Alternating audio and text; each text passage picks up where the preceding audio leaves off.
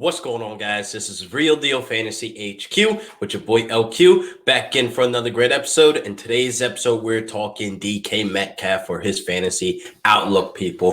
2020 is going to be a special year for DK, I believe, but there is some things that we need to go over today that needs to happen in order for him to make that next leap. So his ADP right now is at 412, so I don't think it's that bad, but we're going to go over his ADP, expectations, and what to look forward to come draft day with DK. So I don't want to waste any more time, so let's get right into the episode.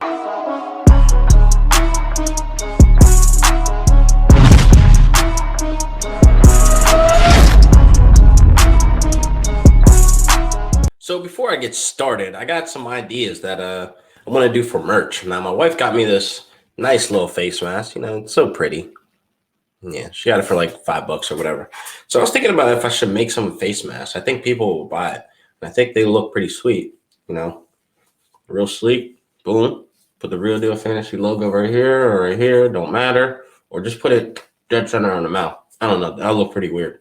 I don't even know if you heard anything I just said with the mask on, but I'm thinking about making some masks. But let's get right into the episode with DK Metcalf for his 2020 fantasy outlook. I believe his ADP right now is fair. It's at 412. 412 is basically the fifth round. You know what I mean? The fifth round for a DK Metcalf.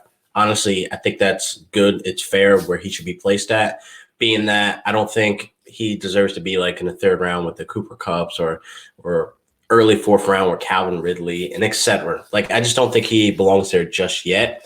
And the only thing I see holding him back, honestly, will have to be Tyler Lockett. His chemistry with Russell Wilson is unmatched. So DK didn't do too bad. DK broke 900 yards. He had 58 receptions, 7 touchdowns. So now the 7 touchdowns, I'm very impressed with. Now more are to come with Wilson. We all know that his wide receivers love to see the end zone.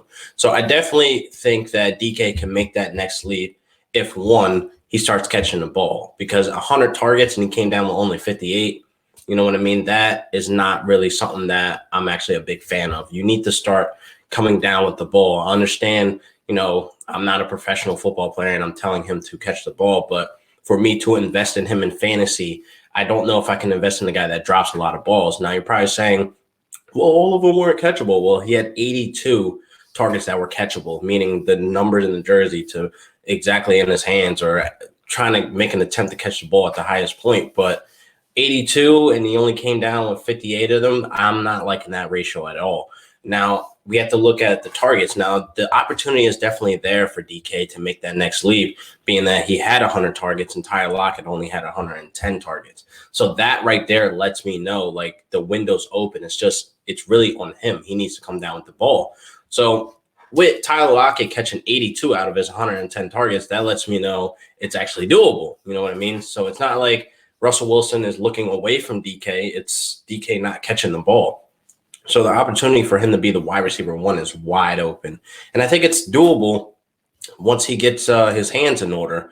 And with Tyler Lockett, it's kind of hard to fight him off. He's going to get the looks. He's going to get, some of the end zone, the red zone looks as well, being that the chemistry that he has with Russell Wilson, they've been gelling together for a while. And every year, if we look at Tyler Lockett's stats, he's just been increasing and has been getting better and better every year. The targets go up, the touchdowns go up, the yardage goes up. He hit 1,000 yards to this year. And I feel like DK could have made Russell Wilson have his 2 first 1,000-yard receivers in a run-first offense. So that would have been something amazing to see. It's just, again, DK needs to come down with the ball. But I'm not going to throw DK under the bus completely just because he can't catch the ball. But like I said, where you're getting him in the draft, it's fair. I see the leap happening. I see him actually getting more than 58 catches. I see him getting more than 100 targets, actually. So I think in the midst of all this drama, all the midst of like all the confusion of like who's the wide receiver one, I honestly could say it would probably be DK this next season. I feel like that Tyler Lockett is going to stay consistent. You know what you're getting with him. He finished wide receiver 12, which is great. I did not actually know that. Like, that was just something I saw scrolling through the rankings. Like, what the fuck? Tyler Lockett finished wide receiver 12? So that was almost like a top 10 performance from him. I'll say this was like his breakout career year right now. And I feel like it can only get better. But let's not cap off DK Metcalf. I definitely want him to take that next step, and I think it's doable. So I want to touch on quickly on the run offense. Now, they added Carlos Hyde to the mix. They get that 1-2 punch. I do not think that this means they're going to run the ball even more, honestly, because it's really a system that they already had intact to where they wanted the 1-2 punch with Penny and Carson. So quickly, just going to go over the run offense. I don't see it increasing just with the addition of Carlos Hyde. So this does not mean less targets, less opportunities for Tyler Lockett and DK Metcalf. It's going to stay the same. I mean, last year they only passed the ball 54% of the time, which isn't too crazy, but it is kind of low compared to other teams that have the 60 to 66 range of opportunity of them passing the ball. And, that is fairly low. It's a 27th ranking, out of 32 teams. So that is fairly low. But again, it's a system that we already know. It's a run first offense. So I think with the addition of Carlos Hyde, it does not take away, touchdowns. It doesn't take away any targets or any passing opportunity. So there's no worries there. I just wanted to touch on that really quickly because I seen somebody in one of these threads on Twitter talking about, now that they added Carlos Hyde, what does this mean for the receivers? You know what I mean? They're not going to see the end zone because they got two brute guys. I mean, it's not like they're going to be on the goal line every time. So you're going to have to throw the ball in the red zone.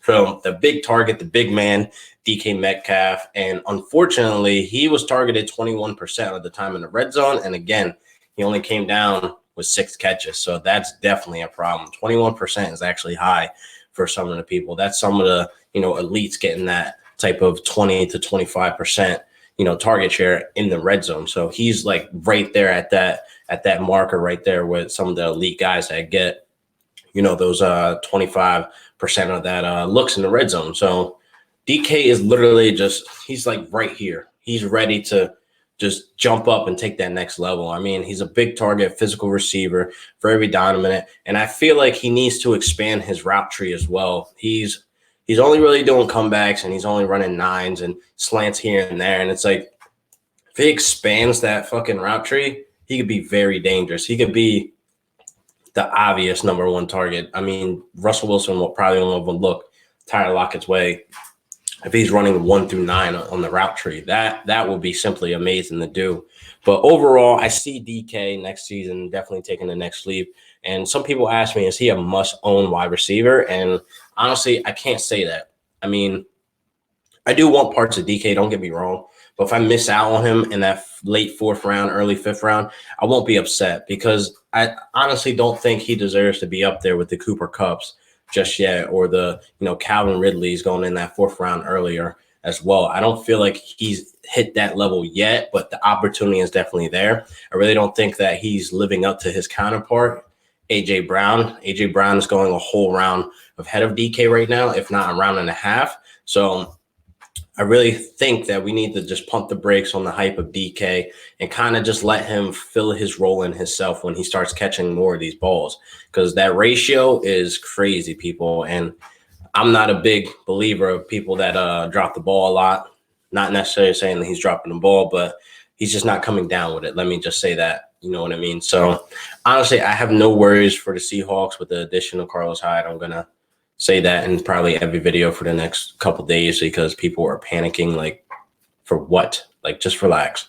So it doesn't mean they're going to run the ball more. It doesn't mean they're going to throw the ball less. It doesn't mean the wide receivers are going to take a regression of the touchdowns. Touchdowns will come with Russell Wilson's wide receivers. Tyler Lockett had 9. DK Metcalf has 7. So he was right there with Tyler Lockett when it comes to touchdowns. So therefore, I expect more. I wouldn't be surprised if I see DK come down with 10 touchdowns this year, being that the chemistry built, the rookie, hives, what is it called? The rookie nerves or whatever they call it is out of his body. So there you go. He has this whole offseason to basically work on, his main problem, and that's catching the damn ball. But there's that. But anyway, I always thought A.J. Brown was the better wide receiver, and I'm glad he's in Tennessee. Ryan Tannehill, he should be lighting up, the draft boards. He should be lighting up week to week. I definitely need all smoke with A.J. Brown to come this season.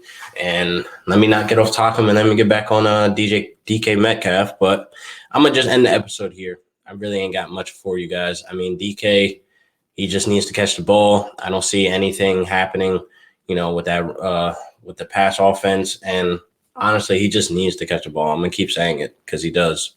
That's the only problem. That's literally the only thing that holds him back. 900 yards is very impressive for a rookie.